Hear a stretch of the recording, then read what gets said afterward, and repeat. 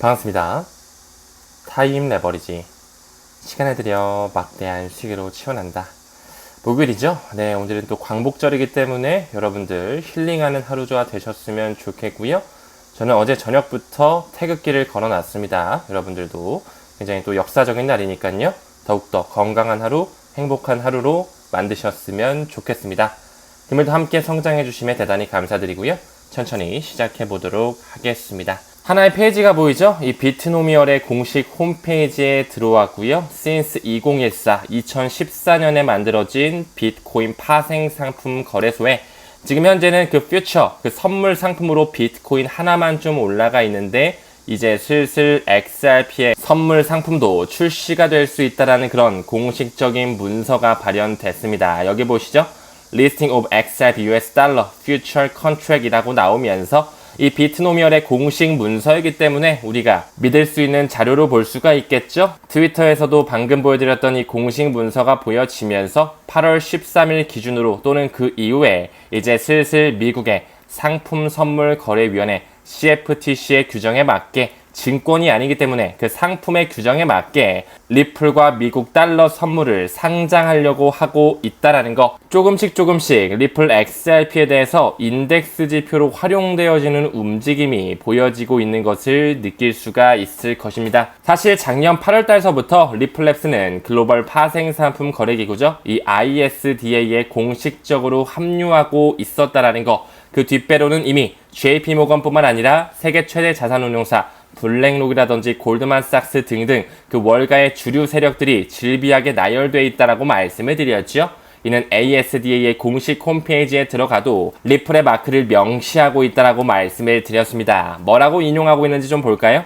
리플은 글로벌 금융기관, 기업, 정부, 그리고 개발자가 가치를 이동하는 부분에 있어서 관리 그리고 토큰화할 수 있도록 지원하며 더 큰 경제적 기회를 열어준다라고 나오면서 오늘날 정보가 이동하듯이 세상에 가치를 이동할 수 있도록 지원한다. 과거에 그 전 나스닥 회장이었던 글렌 허친스가 한 얘기를 그대로 인용하고 있네요. 그가 이더리움과 리플은 끝까지 생존할 것이라고 또한 예언한 바 있었죠. 최근에 CME 그룹에도 XRP가 파생 상품 인덱스로 들어갔던 것, 조금씩 그 상품에 대한 명확성, 규제에 대한 명확성이 완전 구체화되는 시점이 다가오고 있습니다. 가격 또한 이를 반영할 수밖에 없다라는 거, 저는 이게 희망 고문이라고는 생각하지 않습니다. 앞으로 다가올 수 있는 호재거리에 이 정치적인 이슈 또한 빼먹을 순 없겠죠. 최근에 해리스 행정부가 다시 한번 원탁회의를 추진하면서 그 안에는 리플의 CEO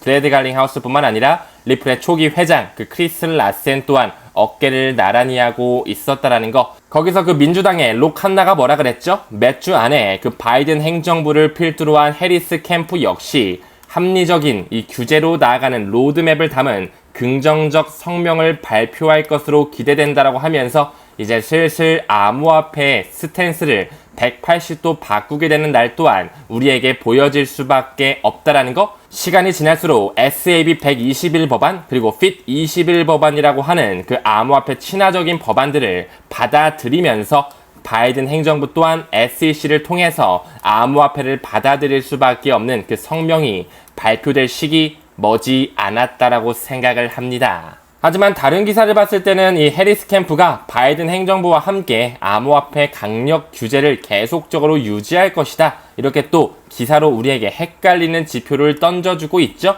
하지만 미국의 성인 20%의 인구 약 5천만 명 정도 이상이 암호화폐에 대해 직접적으로 투자하고 있기 때문에 이 원탁회에서 이야기하고 있는 것처럼 이제 그 미국의 행정부, 민주당 또한 긍정적인 성명을 우리는 고대할 필요가 있다라고 생각을 합니다. 그들은 미디어를 통해서 우리들을 농락시키고 있는 것뿐이라는 것 반드시 인지해야 되겠죠? 하나 더 보여드릴까요? 미국의 경기 침체 가능성이 올라갔대요. 골드만삭스와 JP모건이 경고하고 있네요. 하지만 바로 하루 전 기사만 보더라도 뭐라고 나오고 있죠? 이 스위스의 최대 금권 UBS에 따르면 미국의 경기 침체 가능성은 바로 오는 게 아니라 좀 과장된 것으로 보이는데 어떻게 이렇게 하루 만에 180도 다른 기사가 나올 수 있을까요? 그들은 미디어를 통해 대중들을 농락하고 있다라고 말씀을 드렸죠. 그리고 우리가 꾸준히 기사를 스크랩한 결과 이 골드만삭스와 JP모건을 활용한 그 미디어는 오히려 180도 반대로 해석할 필요가 있습니다. 미국의 경기 침체 가능성 올랐어. 너희들은 지금 시장에 들어오지 마. 이렇게 겁을 주고 있겠지만 그들은 계속적으로 장외 거래를 통해서 토큰의 수량에 집중하고 있다라고 말씀을 드렸고요.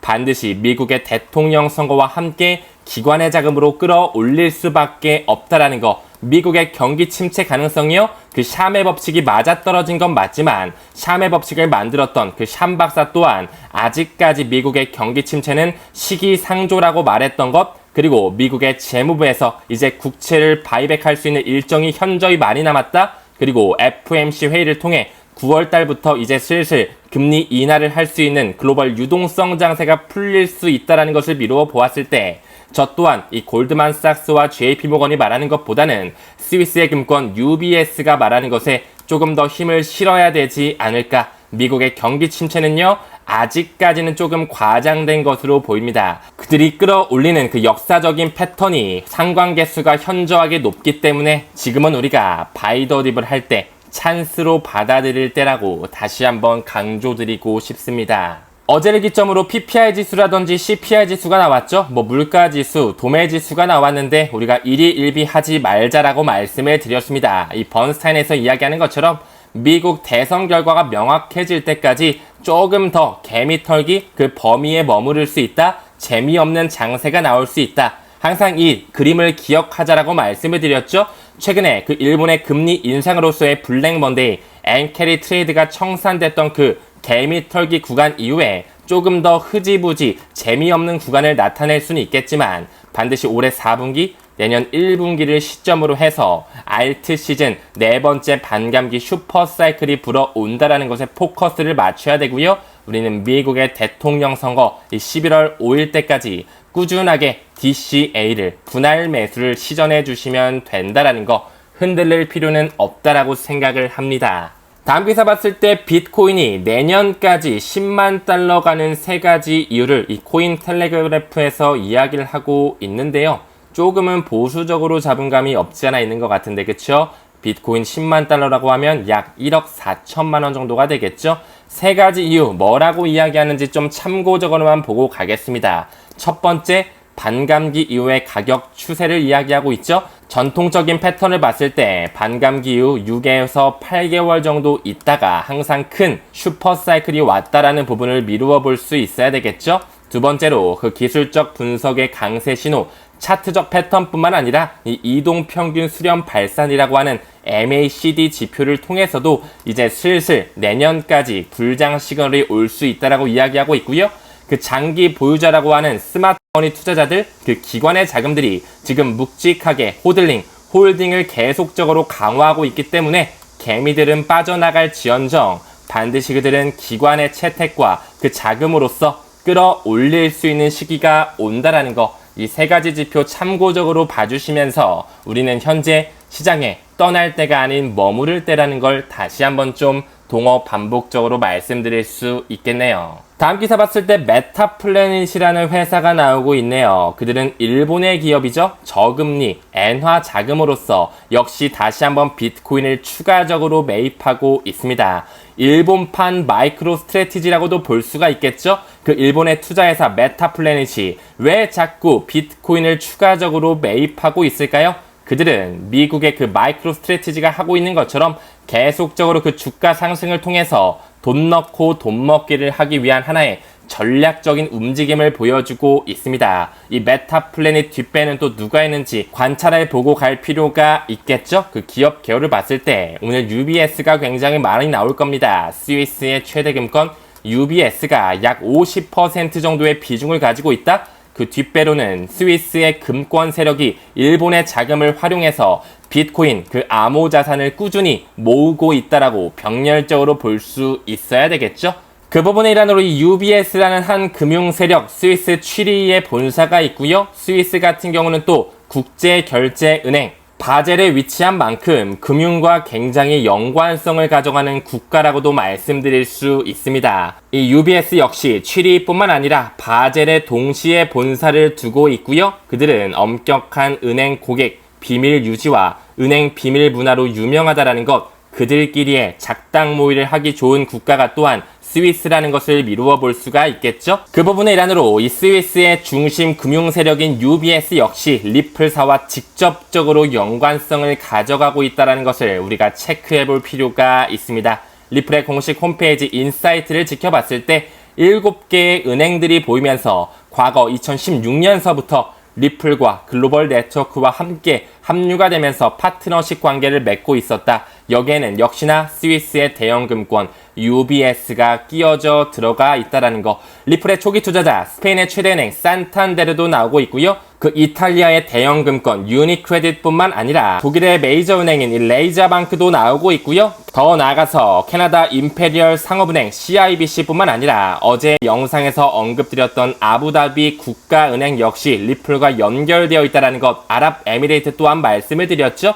마지막으로 ATD 파이낸셜 역시 캐나다를 뿌리로 한 금융 세력, 모두 다 리플과 함께 손잡고 있는 리플 네트워크를 도입한 은행 중 일부라는 것을 미루어 보았을 때 이미 스위스를 필두로 한 그 금융 세력들, 유럽권을 이미 리플사가 지배하고 있다라고 말씀을 드렸고요. 이미 금융의 허브라고 불리는 싱가포르를 필두로 해서 동아시아권으로 ODL 서비스가 점점 확장되고 있다는 것, 오늘 영상을 통해 다시 한번 좀 말씀드릴 수 있을 것 같습니다. 그 부분의 일환으로 UBS의 공식 홈페이지에 갔을 때 UBS가 보이고 우리가 잘 알고 있는 리플과 합작회사까지 가지고 있는 SBI 그룹이 보이고 방금 언급드렸던 금융으로 먹고 사는 나라죠. 금융의 허브 싱가포르의 최대 디지털은행 DBS까지 보이고 있네요. 이들끼리 어떻게 연결이 되면서 리플의 생태계를 확장하고 있는지 천천히 퍼즐을 맞춰볼 필요가 있겠죠? 사실 작년 1분기에 그 SV 파산 사태 기억하시죠? 실리콘밸리 은행의 쇼크로서 크레딧 스위스 또한 파산이 있었는데요. 이 역시 UBS가 온전히 흡수를 하면서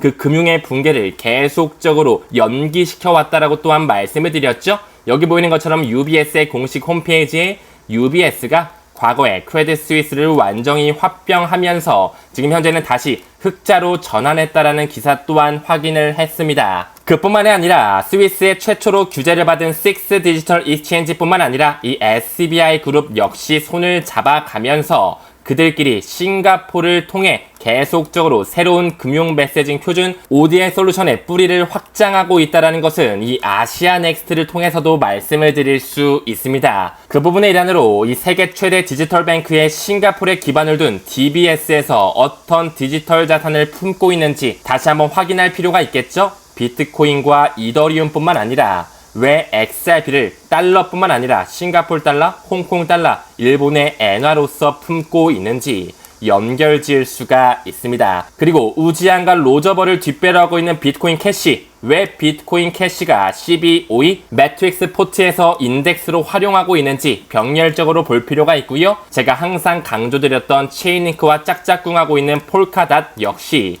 여기에서는 활용되고 있다는 거, 이 카르다노 A다 우리가 충분히 모아갈 필요가 있는 블록체인 레이어 1 솔루션이라고 말씀을 드렸습니다. 제가 항상 보여드렸던 이 기득권 최종판에 이 블랙록을 필두로 한 빅5 자산 운용사가 있었고요. 미국의 금융 세력뿐만 아니라 국제 기구들이 있었고 영국의 금융 세력 그리고 카드사의 금융 세력뿐만 아니라 오늘 언급드렸던 그 스위스의 UBS라든지 싱가포르의 DBS 역시 어깨를 나란히 하고 있다는 거, 일본의 미쯔비시, 미즈호, 스미토모 미쯔 역시 SBI 홀딩스와 함께 리플사와 직간접적으로 굉장히 친화적으로 연결되어 있다는 거, 왜 미국과 일본이 리플을 가장 적극적으로 모으고 있는지 병렬적으로 볼 필요가 있고요. 독일의 도이차뱅크뿐만 아니라 디지뱅크라든지 코메르츠뱅크 모두 메타코와도 연결성을 가져가고 있다는 거, 중국의 중앙은행뿐만 아니라 5대 국유은행 역시나 함께 CBDC 파트너로서 리플사를 선택하고 있다는 거,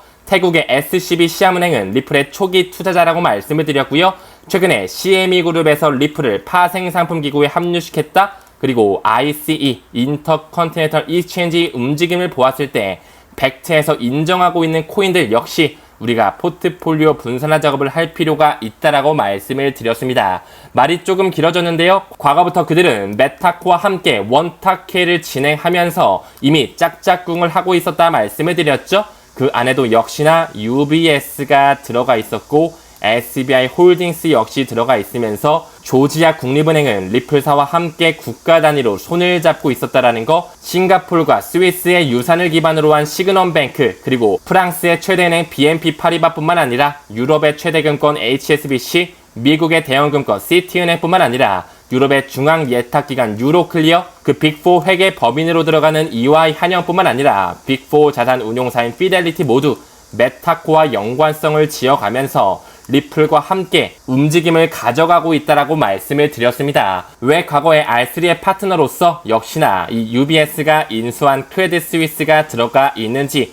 아시아 넥스트와 함께 가고 있는 SBI 그룹과 식스 디지털 익스체인지가 왜 함께 가고 있는지를 다시 한번 확인할 수가 있겠죠? 그 블록체인 최대 컨소시엄 R3와 리플은 2018년에 어느 정도 법적 공방전을 가졌지만 50억 개의 XRP를 0.0085달러에 살 수 있도록 하면서 그들끼리의 합의를 도출했다. 그와 더불어서 하이퍼레저 재단과 이더리움 기업 연합과 하나의 컨소시엄으로 연결되어 있다는 것을 미루어 보았을 때 각각의 섹터를 대표하는 4차 산업혁명을 준비하고 있는 뒷배가 하나로 연결되어 있다는 것을 우리는 해석할 수가 있어야 됩니다. 이 R3의 공식 홈페이지에 들어와도 역시나 이 결제 메커니즘을 XRP를 하고 있으면서 코다 플랫폼으로 연결짓고 있다는 거, 이미 R3는 이 HQLAX라고 하는 담보를 하나로 연결지는 그 DLT 솔루션으로서 캐나다의 CIBC뿐만 아니라 독일의 코메르츠뱅크, 스위스의 크레딧 스위스, 네덜란드 최대은행인 ING뿐만 아니라 오늘 여러 번 나오죠.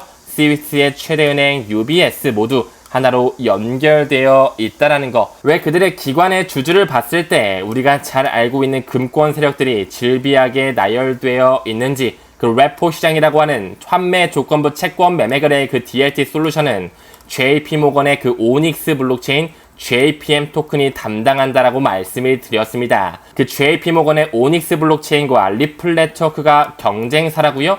공부를 조금 더 깊숙하게 할 필요가 있다라는 거. 우리는 이들 뿌리가 어떻게 연결되어 있고 그들이 어떤 컨소시엄으로 작당 모의를 하고 있는지, FNA와 푸날리티가 연결되어 있으면서 그들끼리 스위프트 2.0의 망을 준비하고 있다라고 말씀을 드렸습니다. 여기 보시는 HQLAX, R3와 파트너십 관계를 가지고 있고 이는 리플과의 유착 관계를 가지고 있다는 것, 이미 푸날리티와 FNA는 공식적으로 뿌리가 연결되어 있다는 것을 미루어 보았을 때 그들끼리는 미국의 재무부와 국방부와 연결되면서 CM그룹, 푸날리티, 그리고 UK 파이낸스, 캐나다 페이먼트뿐만 아니라 리플사와도 직접적으로 연관되어 있다는 것, 그리고 아다라를 통해서 이더리움 기업 연합과 하이퍼레저 재단과도 모두 다 연결되어 있고 이는 세계 경제 포럼에서도 인정하고 있다는 것을 미루어 보았을 때 오늘 언급드렸던 싱가포르의 DBS, 그리고 아시아 넥스트라든지 이더리움 기업 연합, 하이퍼레저 재단,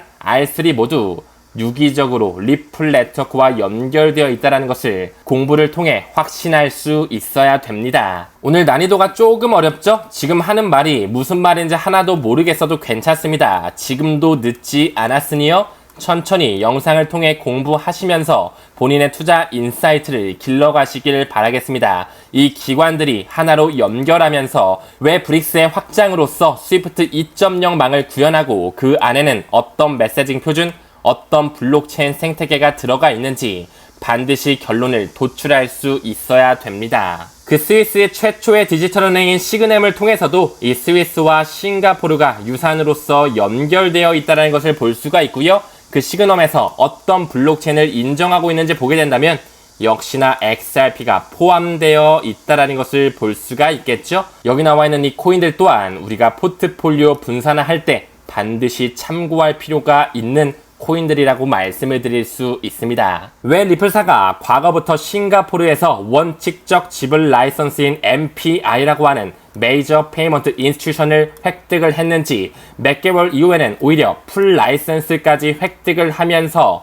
그들은 ODI 솔루션을 이 동아시아 지역 싱가포르를 필두로 한 일본과 스위스와 연결하면서 조금씩 전 세계를 아우르는 결제 파이프라인까지 확장하고 있다라는 거, 이제 미국에서 완전히 승인해주는 날, 가치 반영이 되는 날만 기다리고 있습니다. 그렇기 때문에 리플사가 싱가포르와 함께 손잡으면서 원칙적 라이선스, 더 나아가 풀 라이선스까지 획득을 했다? 그 말은 즉슨 온 디맨드 리퀴디티, 리플을 실질적으로 활용하면서 송금 서비스가 점점 뿌리가 확장되고 있다는 것을 유추할 수가 있어야 되겠죠? 가격적인 부분은 조금 지지부진하지만 계속적으로 1개 이상의 비트코인을 보유하고 있는 지갑수 또한 벌써 100만 개를 돌파하면서 기관의 채택은 점점 가속화될 수밖에 없습니다. 리플 또한 이더리움을 필두로 한 그 알트 시즌에서 그 6년간, 7년간 눌러왔던 에너지 응축, 그 사상 최대 돌파가 나올 수밖에 없다라는 거, 우리는 현재 기회의 순간으로서 계속적으로 수량을 집중할 필요가 있겠죠? 지금 현재 가격이 조금은 지지부진할 수도 있겠지만 조금씩 큰 이슈, 그 방향성이 완전히 상승으로 갈 수 있는 지표들이 나오기 일보 직전이라고 생각을 합니다. 동트기 전 새벽이 가장 어둡다라는 말 아시죠? 우리는 공부를 계속적으로 수반하면서 우리의 부를 확장할 수 있는 그 퀀텀 점프를 기대할 수 있는 능력치를 기를 필요가 있습니다. 이 전문가가 이야기하는 것처럼 전 세계를 아우르는 그 브릿지 커런시는 비트코인이 아닌 리플과 스텔라 루멘, 그 중에서도 큰 채택이 있을 수밖에 없는 유틸리티의 대마왕 코인은 XRP가 될 수밖에 없다라는 거, 많은 공부를 수반하신다면 흔들릴 필요는 전혀 없다라고 생각을 합니다. 금일 영상에서 언급드린 것처럼 이제 슬슬 리플에 대한 규제에 대한 명확성이 나왔기 때문에 반드시 XRP에 대한 ETF 또한 나올 수밖에 없는 시점, 천천히 고대하면서 오늘도 수량에 집중하시길 바라겠습니다. 금일 영상은 여기서 마무리하고요. 오늘도 시청해주심에 대단히 감사드립니다. 우리는 모든 면에서 점점 더 좋아지고 있습니다. 감사합니다. 성투합시다.